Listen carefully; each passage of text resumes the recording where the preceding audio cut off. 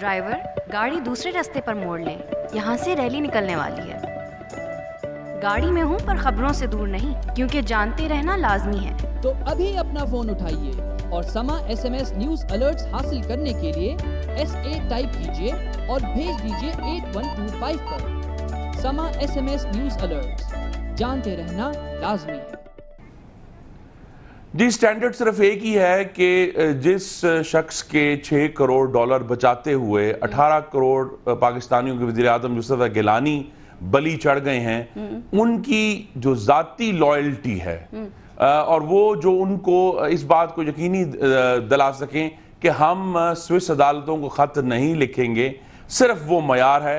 पाकिस्तान के अवाम की जो अब रिश्ती हुए ज़ख्म हैं, उन पर मरहम लगाना कोई मयार नहीं है। मामलात को बेहतर मैनेज करना, स्टेट ओड एंटरप्राइजेज इस दौर में पाकिस्तानी कौम के 1500 अरब रुपए खा गए हैं, और वो 1500 अरब जो उन्होंने नोट छाप कर उनको दिए थे। तो ऐसे साहिबान जो सीरियसनेस दिखा सकें, वो तो नजर नहीं आ रहा। सिर्फ जाती लॉयल्टी और सियासी फायदा और एक शख्स की जात को बचाने का सिर्फ फायदा जो है वो नजर आ रहा है पंजाब से। तो क्या मुस्लिम लीग नून ये समझ पा रही है कि जरदारी साहब या पीपल्स पार्टी जो है वो उनका ज्यादा फोकस जनूबी पंजाब की तरफ ही क्यों है? नहीं, देखिए ना, बात तो ये है कि जनूबी पंजाब के एक वजीर आजम 4.5 साल रहे हैं। बिल्कुल। और उस वजीर आजम का रिकॉर्ड मैंने आपके सामने रखा है, बिजली के शॉर्टफॉल के हवाले से, पाकिस्तान के कर्जों के हवाले से, पाकिस्तान की खारजा पॉलिसी के हवाले से, पाकिस्तान की तारीख की सबसे कम सरमायाकारी पिछले माली साल में हुई है उस हवाले से। तो पाकिस्तान की मईशत डूब रही है, खारजा पॉलिसी प्रैक्टिकली डूब चुकी है, और जो एनर्जी के हवाले से हम अभी फिलहाल उठते हुए नजर नहीं आ रहे मुआशी लिहाज से। वो स्टैंडर्ड तो वो होना चाहिए जो फौरी तौर पर मामलात करने को हैं, जिसकी वजह से पाकिस्तान को नुकसान हो रहा है। लेकिन वहां संजीदगी ना 4.5 साल थी। मैं इससे कतई नजर के यूसुफ गिलानी का ताल्लुक जनूबी पंजाब से है।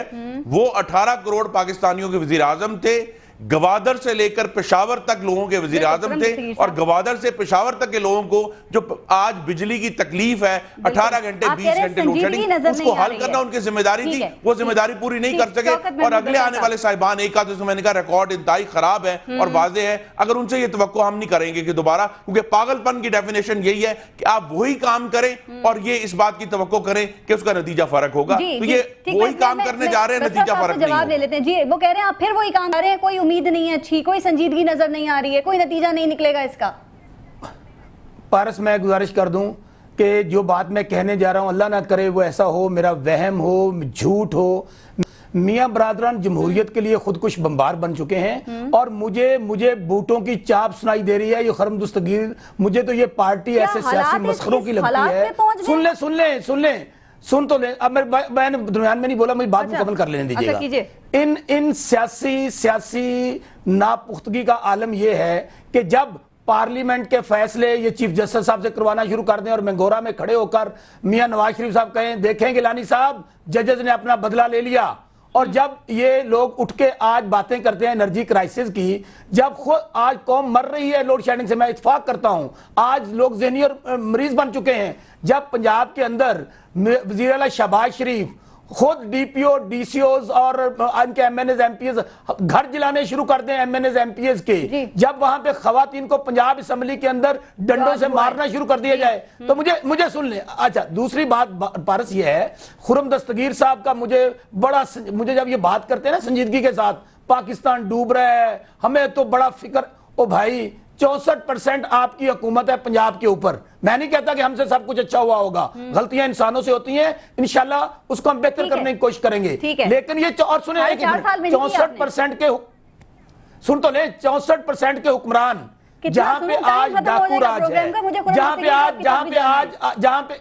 जहां पे आज खवातीन की इज्जतें लुट रही हैं, जहां पे आज 3 महीने के अंदर 2 लाख डकैती के मुकदमे दर्ज हो चुके हैं, जहां पर वहां पर रिश्वत जो है वो लेना पाकिस्तान की हमारे है। उनको हक से तनकीद करें, पर वो MPA हैं, पंजाब की हुकूमत पर जरूर तनकीद करें, लेकिन फिर तो मामला आ जाएगा। फिर मैं कराची में जो 6000 कराची के शहरी टारगेट किलिंग का शिकार हुए हैं, जिनके खून से कराची की मिट्टी रंगीन हुई है, उसका हाथ जो है, उन हाथों पर खून लगा हुआ है, किस पर तलाश करेंगे? और उसके बाद जो देखिए इस हुकूमत की, जो मैं फेडरल गवर्नमेंट की बात कर रहा हूं, सियासी लाशों पे सियासत करना चाहते हैं, मफलूजपन है, उसका नतीजा ये है کہ ایسے سیاسی معاملات، خاص طور پر بلوچستان اور کراچی کی ٹارگٹ کلنگ، جہاں ان دونوں صوبوں میں اور وفاق میں پاکستان پیپلز پارٹی اور اس کے اتحادیوں کی جو ہے کولیشن ہے، وہاں یہ سیاسی معاملہ بھی حل نہیں کر پائے اور ادھر بھی سپریم کورٹ کو ہی سٹیپ ان کرنا پڑا. اور یہ بات آپ کے ناظرین اچھی طرح جانتے ہیں کہ 4.5 سالوں میں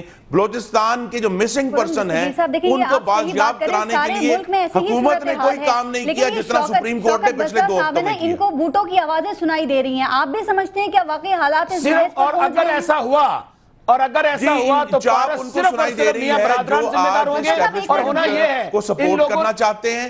پاکستان مسلم لیگ نون کا قبلہ بڑا کلیئر اور واضح ہے، کسی بھی بوٹوں کی چاپ کے آگے ہم کھڑے ہوں گے، اور یہ ہمارا فرض ہے کہ اب لٹیرے نہیں آئیں گے، ہم آئیں گے، ہم آگے کھڑے ہوں گے کسی بھی غیر آئینی انٹرونشن کے، اور ہم اس کو ریزسٹ کریں گے. اور یہ ہماری وجہ ہے 3-4 جب ہمیں ایسا موقع ملا. 2010 سے یہ معاملہ چل رہا ہے کہ مسلم لیگ نون جو ہے وہ غیر آئینی طریقے سے اس حکومت کو بدل سکتی تھی. ہم نے یہ نہیں کیا اور ابھی بھی ہم یہ نہیں کریں گے. ہم چاہیں گے کہ پاکستان کے عوام اس حکومت کو لے کر آئے تھے اور وہی اس کو بدلیں. ٹھیک، شوکت بسر صاحب آپ نے ان کا جواب سنا، لیکن آپ نے یہ بہت بڑی بات کر دی ہے کہ ہمیں بوٹوں کی آواز آ رہی ہے.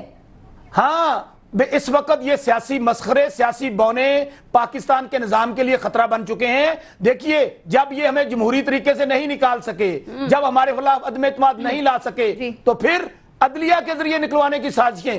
دنیا کی تاریخ میں کبھی یہ نہیں ہوا. ہر وہ معاملہ، ہر وہ فیصلہ جو آپ کے خلاف ہو تو وہ آپ کہہ دیتے ہیں کہ وہ عدلیہ. سن لیں جی، فیصلے آتے ہی ہمارے خلاف ہیں، خواہ وہ شہید ذوالفقار علی بھٹو کے خلاف آئے. آج کیا اصغر خان اللہ پاک ان کو زندگی دے، ان کے مرنے کا انتظار کیا جا رہا ہے کہ ان کا کیس نہیں لگتا. بھائی ان لوگوں نے پیسے کھائے، آرمی کو بھی نہیں چھوڑا.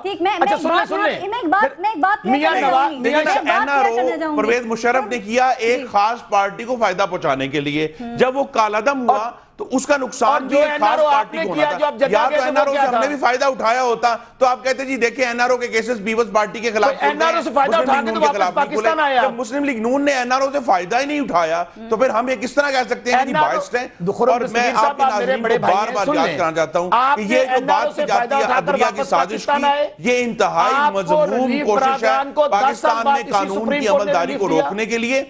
صرف ہوا یہ ہے کہ 64 سال میں پی اینز کے اوپر قانون کا اطلاق ہوا تھا. پہلی دفعہ پی ایم پر بھی ہوا ہے کہ جناب آپ وزیر اعظم ہو یا پی این ہو، آپ کو قانون اور عدلیہ کا حکم ماننا پڑے گا. یہ اس ماننے سے انکاری ہیں. وزیر اعظم آج تک نہیں بتا سکے کہ انہیں عدلیہ کا حکم کیوں نہیں مانا. یہ معاملہ یہی ہے کہ قانون کی عملداری قائم کرنے میں ہم ایک سٹیپ آگے گئے. کل بھی قانون کی عملداری جو ہونے جا رہی ہے انشاءاللہ اور ایک جمہوری عمل ہوگا جس کے نتیجے کو ہم قبول کریں گے. پروگرام کا شوکت بسر صاحب ایک آخری کامنٹ لے لیں، پھر ایک آخری سوال میں نے خرم دستگیر صاحب سے بھی کرنا ہے. جی، اگر آئین کی پاسداری کرنا جرم ہے تو ہم یہ جرم بار بار کہیں گے. اگر ہم سے کوئی آئین توڑوائے گا نہیں توڑیں گے. اگر یوسف رضا گیلانی صاحب لغار بن جاتے تو ان کو فائدہ ہوتا. آج پیٹھ میں چھرا گھوم دیتے تو یہ ان کے ساتھ ہوتے. دیکھیں گزارش یہ ہے کہ آپ خدا ایک منٹ بسر صاحب، اب نیا وزیر اعظم آئے گا، حلف اٹھائے گا، اپنی کابینہ بنائے گا، پھر سپریم کورٹ میں جائے گا، سپریم کورٹ خط لکھنے کا کہے گی، وہ خط نہیں لکھیں گے، سپریم کورٹ پھر انہیں گھر بھیج دے گی. پھر کیا ہوگا؟ پھر نیا وزیر اعظم. سپریم کورٹ کا ہم غیر آئینی حکم نہیں مانیں گے. آئین سپریم ہے، عدالتیں سپریم نہیں ہیں. جب نئی 2013 کے بعد چیف جسٹس افتخار چودھری صاحب نہیں ہوں گے، آج پارے صاحب کے پروگرام میں آن ریکارڈ کہہ رہا ہوں کہ جس طرح رفیق تارڑ صاحب نے بریف کیس نوٹوں کا بھرا لے کر گئے، کوئٹہ ججز خریدے، ان کو انہوں نے بنا دیا صدر پاکستان کا. ریٹائرمنٹ کے بعد دیکھیں میرے بھائی سے گزارش ہے، جو بھی گناہ ہے، کوئی بھی الزامات ہیں، وہ آپ کا داغدار دامن نہیں دھو سکتے. میں پھر دہراتا ہوں کہ جو اصل الزام ہے وہ یہ ہے کہ 920 این آر او کے فیصلے کے بارے میں آپ نے عمل نہیں کیا. جو بجلی کا شارٹ فال ہے وہ ڈبل ہو گیا ہے، مہنگائی ڈبل ہو گئی ہے، پاکستان کے قرضے ڈبل ہو گئے ہیں اور پاکستان کی معیشت روز بروز ڈوب رہی ہے. اس کا جواب دیا آپ نے وزیر اعظم کے تحت اس ملک کی حکومت چلانی ہے یا آپ نے ایک الزام فیکٹری لگانی ہے مسلم لیگ نون کے خلاف؟ وزیر اعظم کا کام ہے لیڈ کرنا، پاکستان کو لیڈ کرنا. وہ کیا لیڈ کرنے کی بجائے الزامات لگائیں گے؟ میری گزارش ہے ایسے شخص کو لے کر آئیں جو پاکستان کو آگے لے کر جا سکیں. جی خرم دستگیر صاحب ایک آخری بات، لیکن میاں نواز شریف تو پاکستان کو آگے لے جانے کے لیے عدالت نہیں آئین سپریم ہے، یہ بسرا صاحب کہہ رہے ہیں. جی میں بالکل بسرا صاحب سے ایبسولوٹلی ایگری کرتا ہوں کہ ملک میں آئین ہی سپریم ہے اور اسی آئین کی پاسداری میں یہ لکھا ہے کہ عدلیہ کے احکامات کو ماننا ہے. جہاں غلط قانون بنا ہے اس کو درست کرنا ہے، یہ آئین کی پاسداری ہے کہ ملک میں آج یوسف رضا گیلانی وزیر اعظم نہیں ہے کیونکہ انہوں نے عدلیہ کے حکم ماننے سے انکار کیا ہے، اور جہاں تک آئین کی پاسداری ہے میری ان سے گزارش ہے کہ یہ اب اس پر کام کریں۔ آئین کی پاسداری صرف الفاظ پڑھنے سے نہیں ہونی، پاکستان کے عوام کی فلاح، ان کی تکلیفیں بہتر انتظام جدید کرنے سے ابھی تک جو بد انتظامی، نااہلی اور کرپشن میں نظر آئی۔ شوکت محمود بسا صاحب اور ہمیں پی ایم ایل این سے جوائن کیا تھا خرم دستگیر صاحب نے۔ اب کل اس بات کا فیصلہ ہو جائے گا کہ پاکستان کا نیا وزیر اعظم کون ہوگا، لیکن دعا یہی ہے کہ جو بھی وزیر اعظم بنے کوشش یہی ہونی چاہیے کہ جو مسائل ہیں جن کا ابھی پروگرام میں بھی ذکر کر رہے تھے بسرا صاحب اور خرم دستگیر صاحب، وہ ان سے پاکستان کو نکالنے کی کوشش کرے۔ اجازت دیجیے، اپنا بہت خیال رکھیے گا، منڈے کو آپ سے پھر ملاقات ہوگی 30 منٹ میں۔ اللہ نگہبان۔